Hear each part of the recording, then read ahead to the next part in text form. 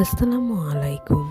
আজকে চলে আসলাম আমরা বেবিস ওয়াটার পট নিয়ে। আমাদের কালেকশনে থাকা কিছু ওয়াটার পট আপনাদের দেখানো। আপনাদের যার যেটা পছন্দ সেটা স্ক্রিনশট নিয়ে হোয়াটসঅ্যাপে যোগাযোগ করে ফেলবেন এবং নিজেদের অর্ডারটি কনফার্ম করে ফেলবেন।